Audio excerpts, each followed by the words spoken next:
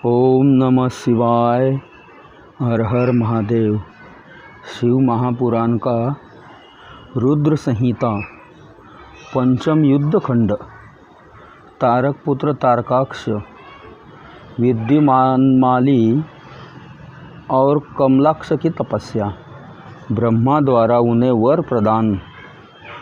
मैं द्वारा उनके लिए तीनों पुराणों का निर्माण और उनकी सजावट शोभा का वर्णन। नारद जी ने कहा, पिताजी, जो गणेश और स्वामी कार्तिक की उत्तम कथाओं से ओतप्रोत तथा आनंद प्रदान करने वाला है, भगवान शंकर के गृहस्थ संबंधी उस उत्तम चरित्रों को हमसे सुन लिया। अब आप कृपा करके उस पुरुषोत्तम चरित्र का वर्णन कीजिए जिससे रुद्रदेव ने खेल ही खेल में दुष्टों का वध किया था।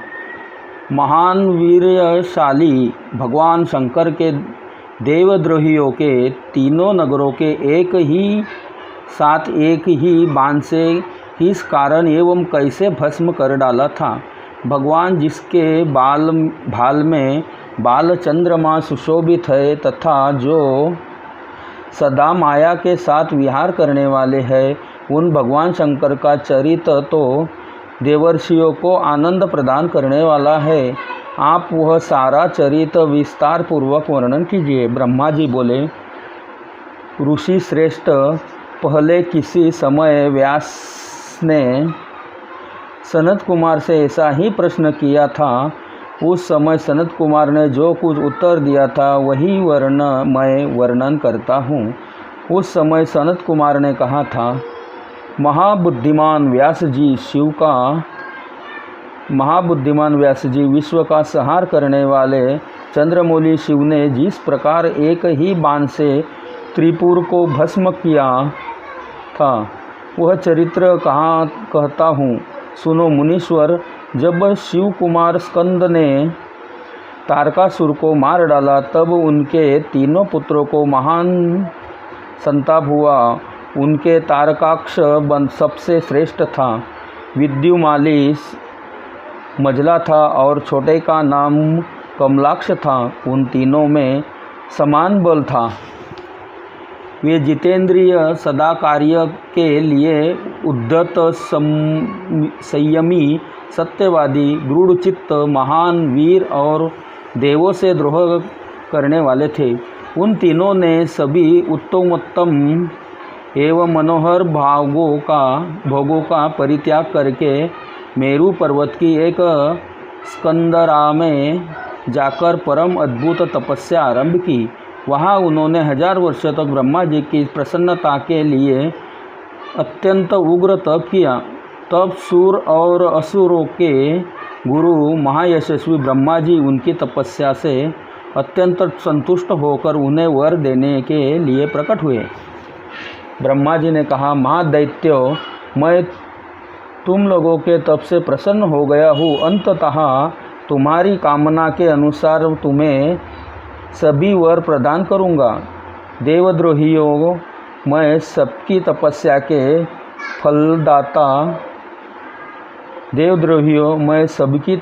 के फलदाता और सर्वदा सब कुछ करने में समर्थ हूँ। अंततः बताओ, तुम लोगों ने इतना घोर तप किस लिए किया है।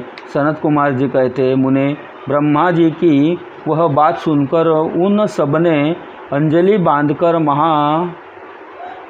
बांधकर पितामह के चरणों में प्राणिपात किया और फिर धीरे धीरे अपने मन की बात कहना आरंभ किया। दैत्य बोले, देवेश, यदि आप हम पर प्रसन्न है और हमें वर देना चाहते हैं तो यह वर दीजिए कि समस्त प्राणियों में हम सबके लिए अवध्य हो जाए। जगन्नाथ, आप हमें स्थिर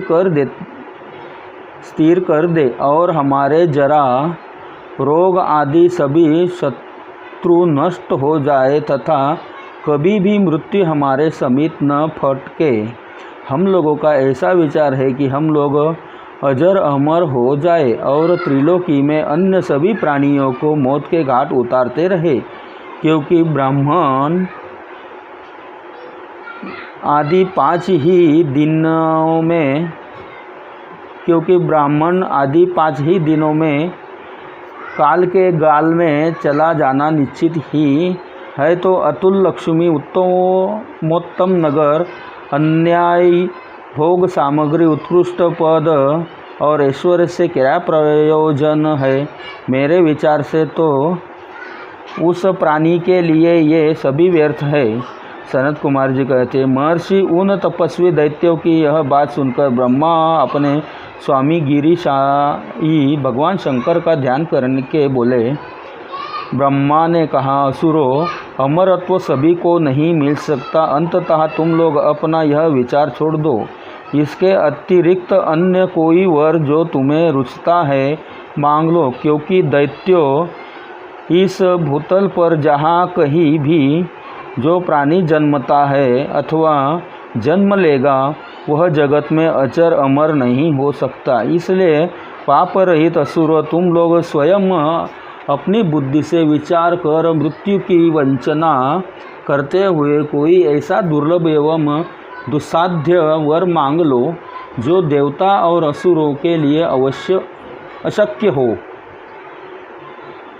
उस प्रसंग में तुम लोग अपने बल का आश्रय लेकर पृथक पृथक अपने मरण में किसी हेतु को मांग लो, जिससे तुम्हारी रक्षा हो जाए और मृत्यु तुम्हें वरण न कर सके। सनत कुमार जी कहते हैं, महर्षि ब्रह्मा जी के ऐसे वचन सुनकर वे 2 घड़ी तक ध्यानस्थ हो गए। फिर कुछ सोच विचार कर सर्वलोक पितामह ब्रह्मा जी से बोले। दैत्यों ने कहा, भगवान, यद्यपि हम लोग प्रबल पराक्रमी हैं, तथापि हमारे पास कोई ऐसा घर नहीं है जहां हम शत्रुओं से सुरक्षित रहकर सुखपूर्वक निवास कर सके।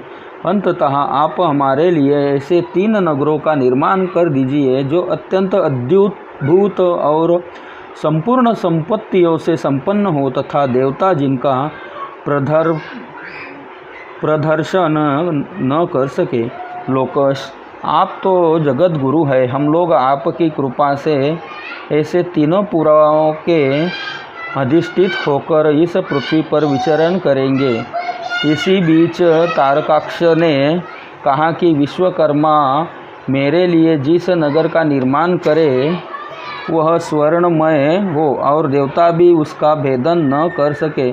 तत्पश्चात कमलाक्ष ने चांदी के बने हुए अत्यंत विशाल नगर की याचना की और विद्युमालिनी ने प्रसन्न होकर वज्र के समान कठोर लोहे का बना हुआ बड़ा नगर मांगा। ब्राह्मण ये तीनों पूर्व मध्याह्न के समय अभिजीत मुहूर्त में चंद्रमा के पुष्प नक्षत्र पर स्थित होने पर एक स्थान पर मिला करे और आकाश में नीले बादलों पर स्थित होकर ये क्रमशः एक के ऊपर एक रहते हुए लोगों की दृष्टि से ओझल रहे। फिर पुष्करावर्त नामक काल मेघों के वर्षा करते समय 1,000 वर्ष के बाद ये तीनों नगर परस्पर मिले और एक ही भाव को प्राप्त हो, अन्यथा नहीं। उस समय कृतिवासा भगवान शंकर, जो वैर भाव से रहित सर्वदेवमय और सबके देव है, लीलापूर्वक संपूर्ण सामग्रियों से युक्त एक असंभव रथ पर बैठकर एक अनोखे बाण से हमारे पुराणों का भेदन करे। किंतु भगवान शंकर सदा हम लोगों के वंदनीय, पूज्य और अभिवादन के पात्र है। अंततः वे हम लोगों को कैसे भस्म करेंगे? मन में ऐसी धारणा करके हम ऐसे दुर्लभ वर को मांग रहे हैं। सनत कुमार जी कहते हैं, व्यास जी उन दैत्यों का कथन सुनकर सृष्टिकर्ता लोक पितामह ब्रह्मा ने शिवजी का स्मरण करके उनसे कहा कि अच्छा ऐसा ही होगा। फिर मैं को भी आज्ञा देते हुए उन्होंने कहा, ये मय तुम सोने, चांदी और लोहे के 3 नगर बना दो। यो मय को आदेश देकर ब्रह्मा जी उन तारक पुत्रों के देखते देखते अपने धाम स्वर्गलोक चले गए। तदंतर धैर्यशाली मय ने अपने तपोबल से नगरों का निर्माण करना आरंभ किया। उनसे तारकाक्ष के लिए वर्णमय, कमलाक्ष के लिए रजतमय और विद्युमाली के लिए लोहमय, यो 3 प्रकार के उत्तम दुर्ग तैयार किए। वे पूर्व पर क्रमशः स्वर्ग, अंतरिक्ष और भूतल पर निर्मित हुए थे। असुरों के हित में तत्पर रहने वाला मैं इन तीनों पुरों को तारकाक्ष यदि असुरों के हवाले करके स्वयं भी उसी में प्रवेश कर गया। उस प्रकार इन तीनों पुरों को पाकर महान बल पराक्रम से संपन्न वे तारकासुर के लड़के उनमें प्रविष्ट हुए और समस्त भोगों का उपभोग करने लगे। वे नगर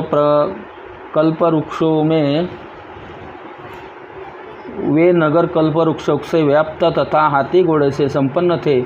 उनमें मणि निर्मित जालियों से आच्छादित बहुतेरे महल बने हुए थे। वे पद्य राग के बने हुए एवं सूर्य मंडल के समान चमली के विमानों से जिनमें चारों ओर दरवाजे लगे थे। कैलाश शिखर के समान ऊंचे तथा चंद्रमा के समान उज्ज्वल दिव्य प्रसादों तथा गोपुरों से उनकी अद्भुत शोभा हो रही थी। वे अप्सराओं, गंधर्वों, सिद्धों तथा चारणों से खचाखच भरे थे। प्रत्येक महल में शिवालय तथा अग्निहोत्रशाला की प्रतिष्ठा हुई थी। उनमें शिव भक्ति पारायण श्रद्धेय ब्राह्मण सदा निवास करते थे। वे बावली, कूप, तालाब और बड़ी बड़ी तैलियों से तथा समूह के समूह स्वर्ग से च्युत हुए वृक्षों से युक्त उद्यानों और वनों में सुशोभित थे। बड़ी बड़ी नदों और छोटी छोटी सरिताओं से जिसमें कमल खिले हुए थे, उनकी शोभा और बढ़ गई थी। उनमें संपूर्ण कामनाओं को पूर्ण करने वाले उनके अनेकों फलों के भार से लदे हुए वृक्ष लगे थे, जिनसे वे नगर विशेष मनोहर लगते थे। वे झुंड के झुंड मत गजराजों से, सुंदर सुंदर घोड़ों से, नाना प्रकार के आकार प्रकार वाले रथों एवं शिबिकाओं से अलंकृत थे।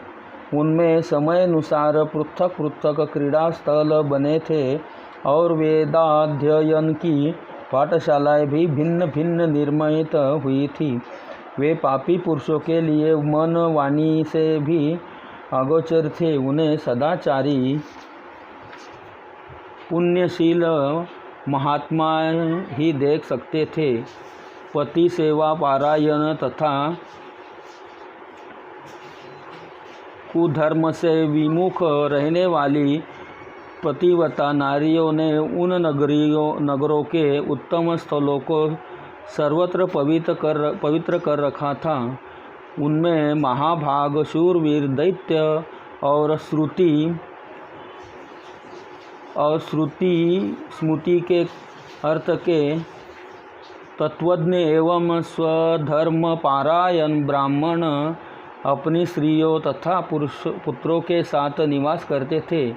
उनमें मय द्वारा सुरक्षित ऐसे सुदृढ़ पराक्रमी वीर भरे हुए थे, जिनके केश नील कमल के समान नीले और घुंघराले थे।